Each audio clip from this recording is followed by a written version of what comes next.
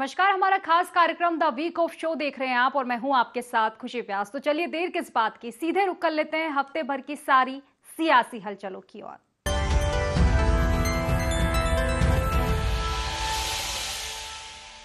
तो इस हफ्ते नवरात्रि का पावन पर्व यानी कि शक्ति की आराधना का पर्व चलता रहा। मध्य प्रदेश की डॉक्टर मोहन सरकार भी शक्ति को सम्मान देने की दिशा में आगे बढ़ी। मध्य प्रदेश में हर क्षेत्र में महिलाओं की भागीदारी बढ़ी है। शासन और प्रशासन में बराबरी का हक मिल रहा है। सरकार के शक्ति के सम्मान पर देखते हैं ये खास रिपोर्ट। यत्र नारेस्तु पूज्यन्ते रमन्ते तत्र देवता, यानी कि जहाँ नारियों की पूजा होती है वहाँ ईश्वर का वास होता है। मातृशक्ति का सम्मान हमारी संस्कृति और परंपरा रही है। मध्य प्रदेश की डॉक्टर मोहन यादव सरकार भी इसी परंपरा का पालन कर रही है। पहली बार दमोह में रानी दुर्गावती के शासनकाल को स्मरण करते हुए नारी सशक्तिकरण को लेकर भी हमारी सरकार ने एक सप्ताह मनाने का निर्णय किया है। आज से लगा करके पूरे नवरात्रि तक बहन के लिए मार्शल आर्ट स्कूल में सिखाया जाएगा।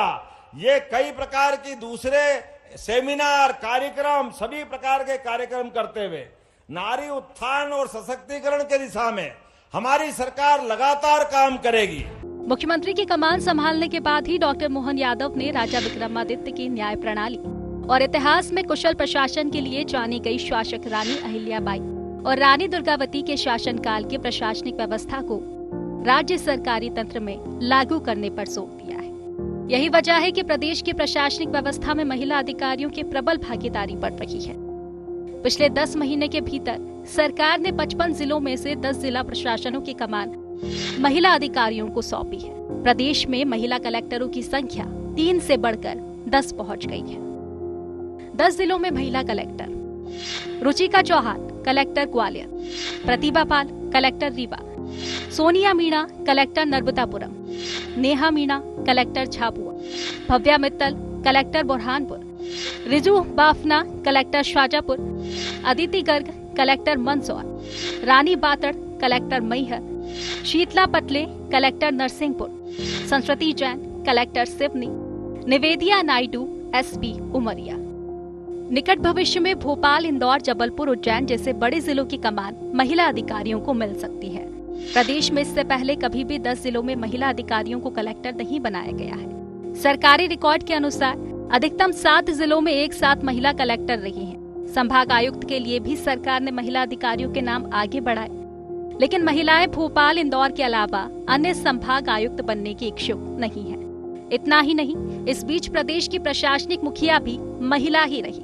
मुख्यमंत्री ने वीरा राणा को 6 महीने का अतिरिक्त कार्यकाल भी दिलाया।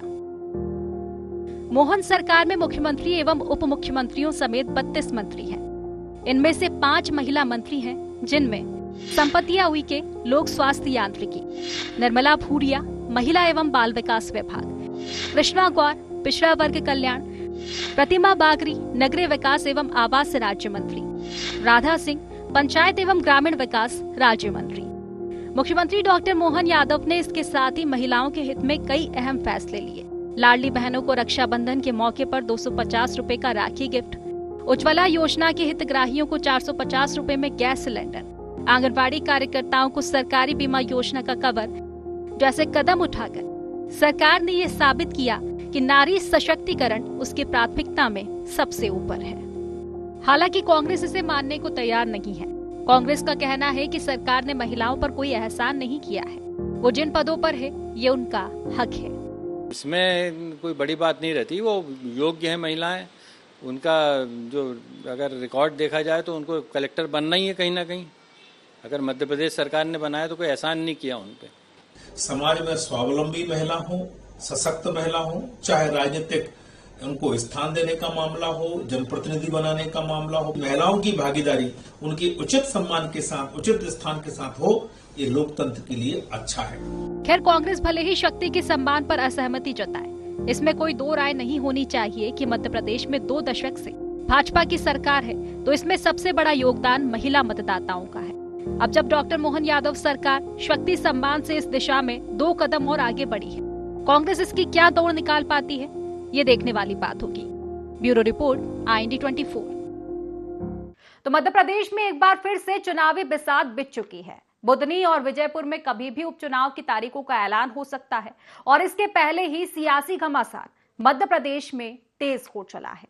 देखिए रिपोर्ट। मध्य प्रदेश में एक बार फिर चुनावी बिसात बिछ गई है। बुधनी और विजयपुर में कभी भी उपचुनाव की तारीखों का ऐलान हो सकता है और इसके पहले ही सियासी घमासान भी तेज हो चला है।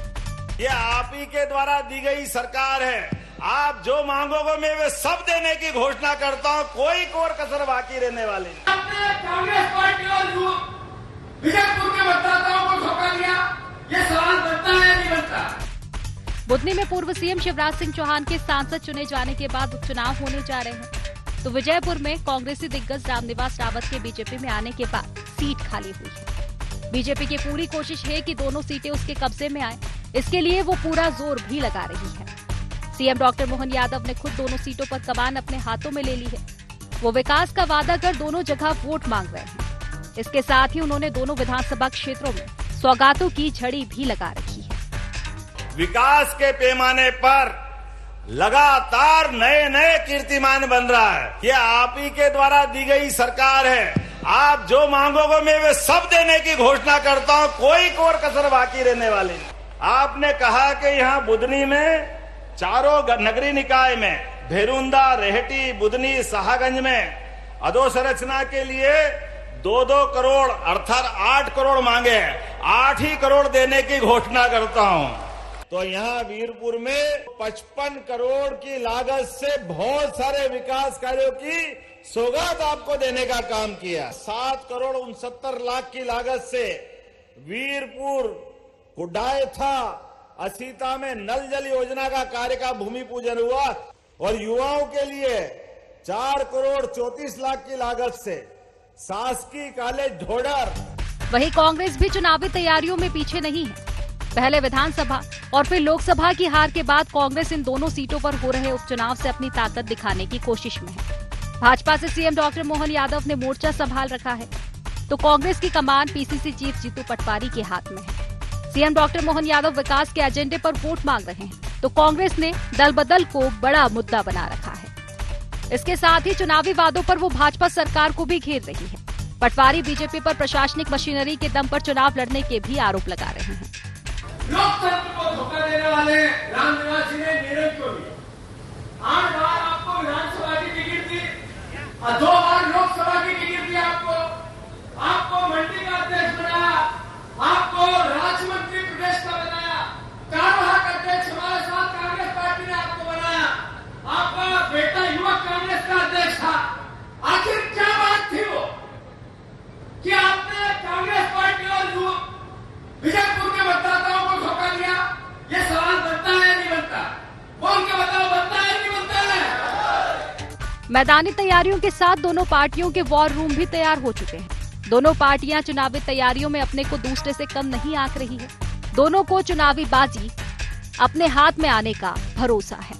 विजयपुर विधानसभा के उपचुनाव में भारतीय जनता पार्टी की संगठन तंत्र की पूरी तैयारी है, पक्की तैयारी है। हम तो घर घर भाजपा के सदस्य बनाने को निकले हैं। हमारे कार्यकर्ता हर बूथ पर सक्रिय है। सरकार के विकास और जन कल्याणकारी योजनाएं तेज गति से चल रही हैं। हमारी जीत की गारंटी भारतीय जनता पार्टी का कार्यकर्ता है। कांग्रेस की पूरी तैयारी है। प्रदेश अध्यक्ष ने कई बार दौरे कर लिए हैं। हमारे वहां के सेक्टर इंचार्ज, मंडल इंचार्ज, ब्लॉक इंचार्ज और पूरे चुनाव के प्रभारियों को जिम्मेदारी दे दी है। तो एक तरह से पूरी बिसात हमने चुनाव की बिछा ली है। उपचुनाव होगा तो वो बीजेपी तो चुनाव लड़ने की मशीन है ना। सीएम डॉक्टर मोहन यादव और पीसीसी चीफ जीतू पटवारी दोनों के लिए ये उपचुनाव परफॉर्मेंस टेस्ट की तरह है। राष्ट्रीय मुद्दों पर हुए लोकसभा चुनाव को छोड़ दें तो पहली बार डॉक्टर मोहन यादव की अगुवाई में कोई स्थानीय चुनाव लड़ा जा रहा है। वहीं लोकसभा चुनाव में करारी हार के बाद अपनों के ही निशाने पर आए जीतू पटवारी के सामने भी अपने को साबित करने का मौका है। अब देखने वाली बात होगी कि परफॉर्मेंस के इस टेस्ट पर कौन पास होता है। Bureau report, IND24। Ladli Behna, भाई मध्य प्रदेश सरकार की ये एक ऐसी योजना है जिसकी गूंज देश भर में सुनाई दे रही है। एक और जहां कई राज्य इसे फॉलो कर रहे हैं तो वहीं दूसरी ओर इसकी दहशत भी झलकने लगी है। ये महाराष्ट्र में दिखा, जहां इस योजना को लेकर भ्रम फैलाने के आरोप लगे हैं। भ्रम फैलाने के ये आरोप विपक्षी दल शिवसेना के नेता संजय राउत पर लगे। आखिर क्यों मचा इस पर सियासी घमासान, इसी को लेकर देखिए ये खास रिपोर्ट। फूलों का तारों का सबका कहना है, एक हजारों में मेरी बहना है। लाडली बहना मध्य प्रदेश सरकार की एक ऐसी योजना जिसकी गूंज देश भर में है। एक और जहां कई राज्य इसे फॉलो कर रहे हैं, वहीं दूसरी ओर इसकी दहशत भी झलकने लगी। ये महाराष्ट्र में दिखा है, जहां इस योजना को लेकर भ्रम फैलाने के आरोप लगे हैं। भ्रम फैलाने के आरोप विपक्षी दल शिवसेना पर है। शिवसेना के नेता संजय राउत ने कहा कि एमपी में लाडली बहना योजना बंद हो गई है। यही हाल महाराष्ट्र में भी भाजपा सरकार की योजनाओं के होंगे। देखिए, ये योजना पूरे देश में कहीं भी सफल नहीं, ये राजनीतिक खेल है पूरा। बाकी में मध्य प्रदेश है, आप जाकर देखिए योजना शुरू है या नहीं। वहाँ के जो वित्त सचिव हैं उनका आदेश देखिए आप क्या है। ये बहुत ही इनवैलिड एक योजना है जो फलदायी नहीं होगी और पूरी अर्थव्यवस्था चरमरा जाएगी। और गई है, मध्य प्रदेश एक ऐसा राज्य है वहाँ इस प्रकार की योजनाएं बहुत चलाई और आज ये लाडली बहन योजना वहाँ भी बंद हो गई है, तो महाराष्ट्र में कौन से हिसाब से चलेगी। दरअसल महाराष्ट्र में भी भाजपा गठबंधन सरकार ने लाडली बहना की तरह लाडकी बहना योजना शुरू की है। महाराष्ट्र में जल्द ही नई सरकार के लिए चुनाव होने हैं। लाडकी बहना योजना को गेम चेंजर माना जा रहा है। शायद यही वजह है कि विपक्ष इस पर अब भ्रम फैलाने में जुट गया है।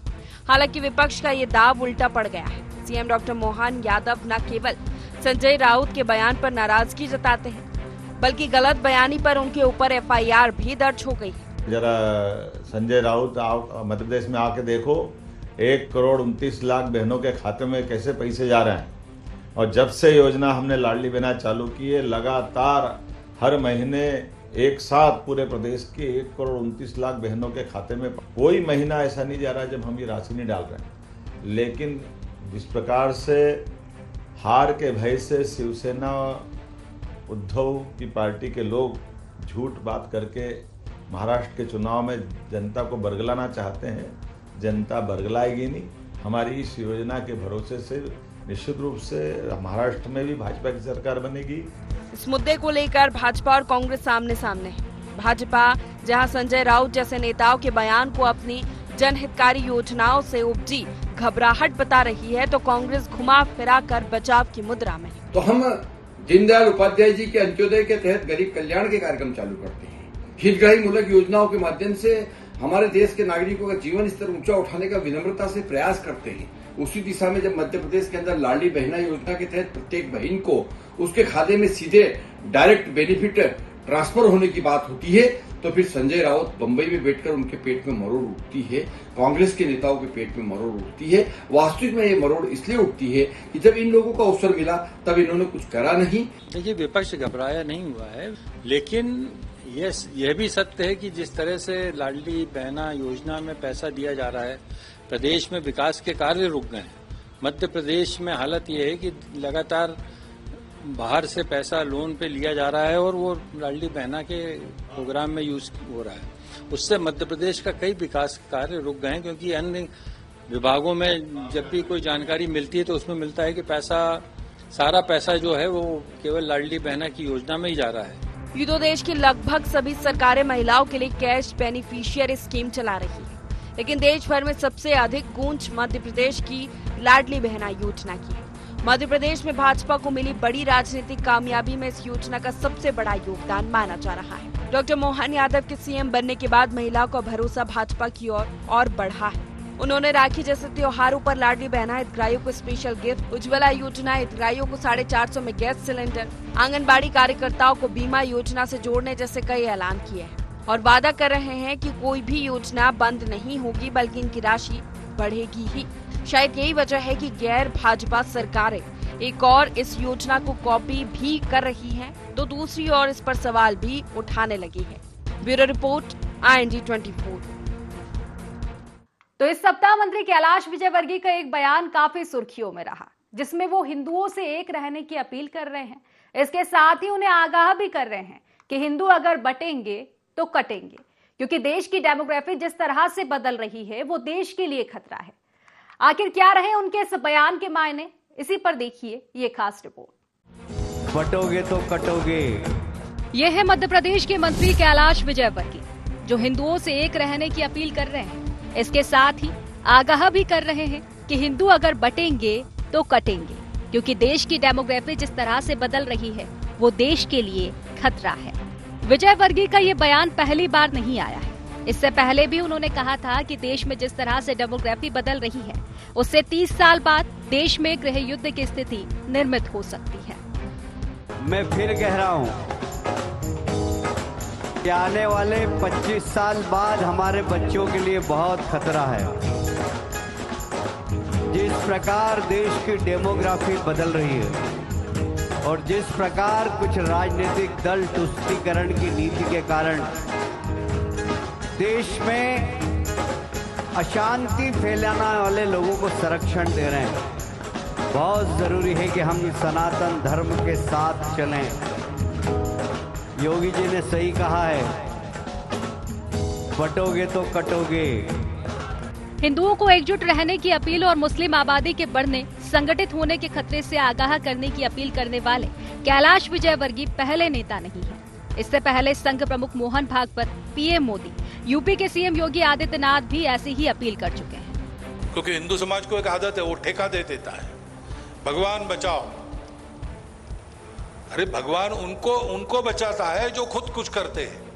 वो पांडव जब अपने शस्त्र निकालकर रथ में बैठे युद्ध के लिए, तब भगवान ने उनका सारथ्य किया। हमें याद रखना है, अगर हम बटेंगे तो बांटने वाले महफिल सजाएंगे। जो ये लोग जाति की राजनीति करके आपको विभाजित करना चाहते हैं, मैंने कहा था ना कि बटोगे तो कटोगे।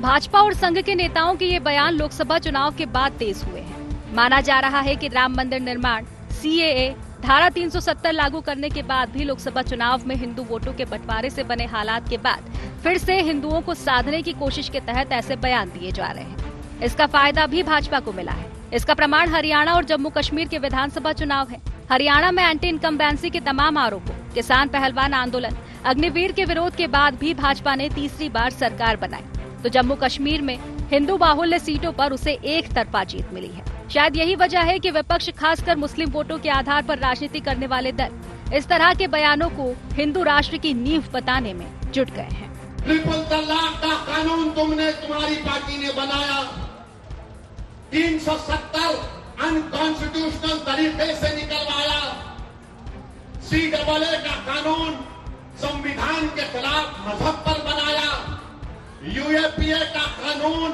और गंदा कर दिया। तुमने क्या क्या कानून बना दिए सिर्फ एक समुदाय के खिलाफ, उसका नाम मुसलमान है।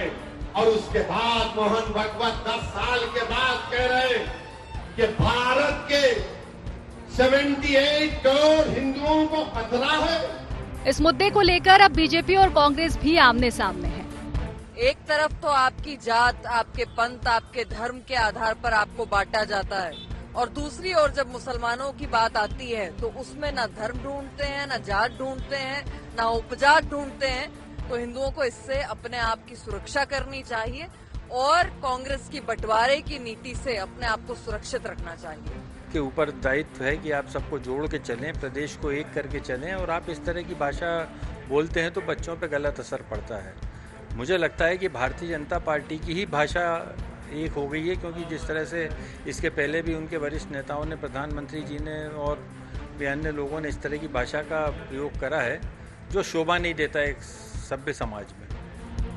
भाजपा को फर्श से अर्श तक पहुंचाने में हिंदुत्ववादी मुद्दों का बड़ा योगदान रहा है। अयोध्या में राम मंदिर निर्माण, कश्मीर से धारा 370 की समाप्ति, समान नागरिक संहिता वो मुद्दे रहे हैं जिन्होंने भाजपा को संसद में 2 से 303 सीट तक पहुंचाया है। लेकिन राम मंदिर निर्माण, 370 की समाप्ति और समान नागरिक संहिता से जुड़े CAA, NRC, 3 तलाक पर रोक जैसे कदम उठाने के बाद भी भाजपा 2024 में अपने दम पर बहुमत से पीछे रह गई है। शायद यही वजह है कि भाजपा न केवल एक बार फिर हिंदुओं को संगठित रहने की अपील कर रही है, बल्कि हिंदुओं के बंटने से होने वाले खतरे से आगाह करने में भी जुट गई है।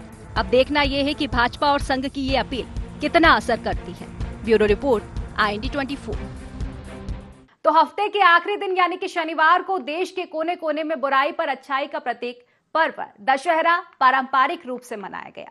लेकिन मध्य प्रदेश में यह पर्व अलग ही अंदाज में मना। मध्य प्रदेश में इस साल विजयादशमी का पर्व देवी अहिल्याबाई को समर्पित रहा, जिसमें सरकारी स्तर पर शस्त्र पूजन कार्यक्रम भी आयोजित किए गए।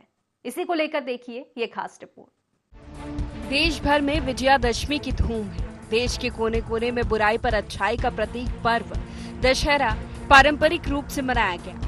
लेकिन मध्य प्रदेश में ये पर्व अलग अंदाज में मना। मध्य प्रदेश में इस साल विजयादशमी का पर्व देवी अहिल्याबाई को समर्पित रहा है, जिसमें सरकारी स्तर पर शस्त्र पूजन कार्यक्रम आयोजित किए गए। सरकार ने राष्ट्र, संस्कृति और नारी सम्मान की रक्षा का संकल्प लिया। ऐसा पहली बार है जब इसके लिए सरकारी आदेश जारी किया गया। मंत्रियों को अलग अलग जिलों में शस्त्र पूजन की जिम्मेदारी दी गई।